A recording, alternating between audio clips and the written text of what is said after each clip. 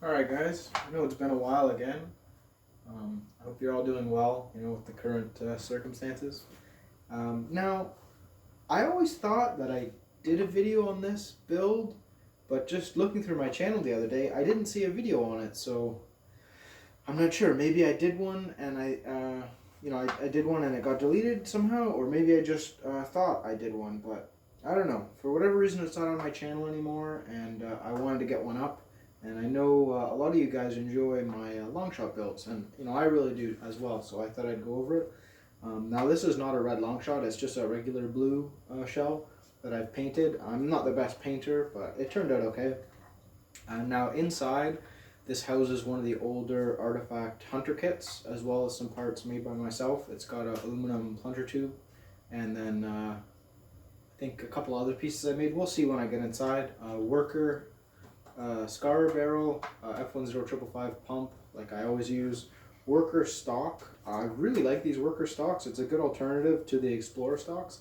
Quite a bit cheaper, if you're on a budget. It's not as nice because it's 3D printed opposed to like an injection molded or milled part. But if you're on a budget or if you're into 3D printed parts, it's a really nice stock. I could highly recommend it if you're a long shot enthusiast.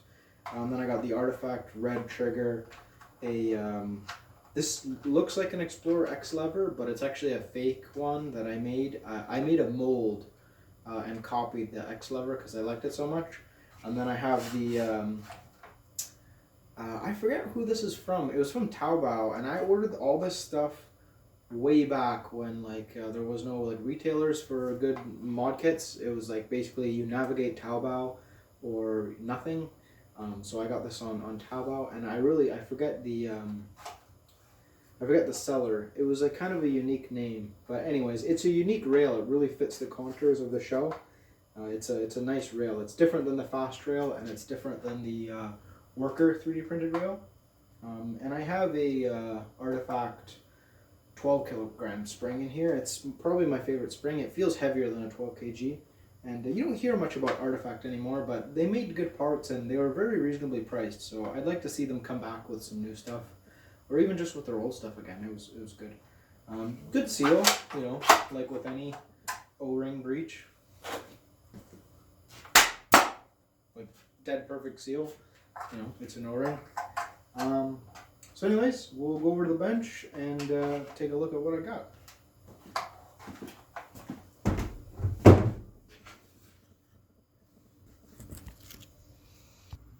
Alright, so here we are on the bench, and now you can really tell that it's just a blue long shot.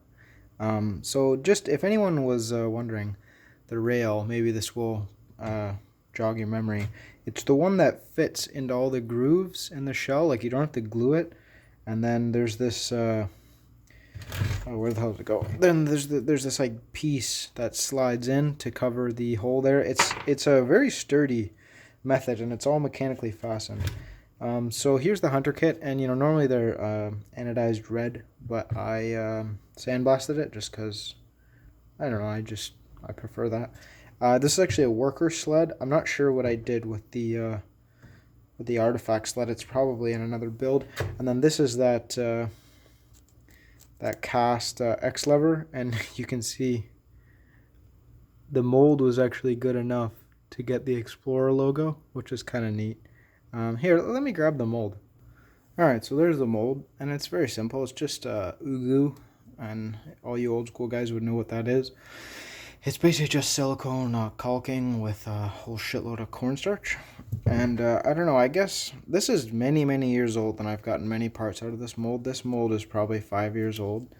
And I guess, at the time, I decided that I wanted a bunch of these, and I didn't want to pay for them. And I don't feel bad because I've bought probably 4 of these from Explorer, as well as thousands of dollars worth of Explorer parts, so I just didn't feel like having to buy one of these for every one of my builds and then having to ship it from Singapore. If I lived in Singapore, I'd just buy it every time. It's not worth the hassle. But anyways, there's the mold it came out of, and it's not very pretty, but as you can tell, it makes perfect parts. And these are not for sale. Just while we're on the subject of janky molds that I've made, this is actually a mold for a long shot trigger. It's a mold of the Gen 1 X trigger. You can see the Explorer logo on there. And I never cleaned it out after the first time that I cast one. I only ever cast one, and it was fine. A little bit brittle. I should use different resin. I just used some polyester casting resin, which is not good for this application. But if I ever come across some resin at maybe an auction or something, I don't have to pay full price, I'll definitely pick some up. But anyways, off on a tangent there. Normal stock block on the stock, like I always do. And aluminum tube and plunger rod. And I'll just show you my my setup here. And this is made by me. It's all you guys, I'm sure, are familiar with the Caliburn by now. This is just Caliburn plunger tube material. I've been using that material for quite a while now. Even before the Caliburn was out, I've been using that material because I stumbled upon it at my local metal supermarket one day, and I've been using it for everything ever since. It's a great plunger tube material for everything. It fits in long shots. You can make rainbows out of it, rainbow pistols, plus bow plunger tubes, you know, Caliburns obviously. For all you old school guys, lock plus load. I never actually made one of those, but I've been meaning to accompany my plus bow, which I sold. I want to make a plus bow as well. But anyways, this is not an Explorer plunger tube support. This is actually an injection molded piece by Big Hammer. I was able to score this as well as the catch from, I believe it was Gavin Fuzzy a few years back, so that's a nice find. I like these pieces. I don't care for the bolt sled, but I like this piece as well as the catch. Now, so here's the powertrain assembly, as Remedy Metal used to call it. I miss those guys. That's my spring combo here. So it's a 12 kg plus Recon spring, which is a great spring combination for long shots in my opinion. It gives you a nice pop. And that's just my usual plunger rod. I use nylon for the plunger rod because it's lighter, and then, you know, the back's aluminum. And oh, looks like I got an X-ring in there with some padding, and then it's got the regular hunter piece and the aluminum plunger tube here. So that is that. And looks like I got the Big Hammer catch as well as the as that piece. And then artifact trigger. I don't know how many of you guys bought these. These were a nice trigger. They're all milled billet aluminum. They're not like cast like those orange Modworks triggers. So it was a nice trigger. Very nice trigger. Very light. Nice milling. I really like it. It's similar to this guy by Explorer. You know, it's kind of a minimalistic design. No extra features. But anyways, nice trigger. I'm not going to take out the... Oh, yes, I can take it out, I guess. And I'm sure you guys have seen this. It's just a milled dart gate. Not like the Omega. It doesn't have the rod here, but I'm not sure if there's really a need for that. I've never had any feeding issues with this at all, so I think it's not necessary. I'm sure it's good to have, but anyways, that's pretty much it, guys. Haven't really been doing too much Nerf related stuff. I have a Caliburn that I would really like to show you. It's a really nice build. It's for a local guy. I'd consider him a friend. He runs all the Nerf groups in my neighborhood. He's kind of taken it over from me, which is you know, I miss hosting it, but it's also a big relief. He's a lot better at it than I am. He's more organized, and you know, it's just nice to not have everyone relying on you. I'll still try and host some stuff, you know, this summer for all you guys that know me and come to my wars. But you know, the guy that's doing it now is doing a really good job, so there'll be a lot of his to come if you know, the situation clears up. And so anyways, the reason I was talking about him, this blaster, this Caliburn's for him. But the final stages of this build was to get it powder coated.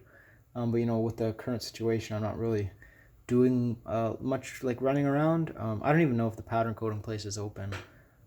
But anyways, I'm kind of getting on a tangent here. I might just show it to you guys as is, just because I don't know when it's going to get powder coated, and then maybe the powder coating will just have a small feature in the following video, which will be on my Caliburn, which is made of steel. And you know, I guess I'll show it to you now, it's in its unfinished form, so I don't really mind giving away what I'm doing, and you all know what a caliburn looks like. So mine's laser cut steel, and that's all I've done so far. I've just drilled and tapped some holes. I got quite a bit more work to do. And yeah, I've been doing some like non-Nerf related stuff for anybody that cares. Making these tool holders for the lathe. Just they're a necessary item when you have a machine shop like I do. You know, I made them in all various different sizes.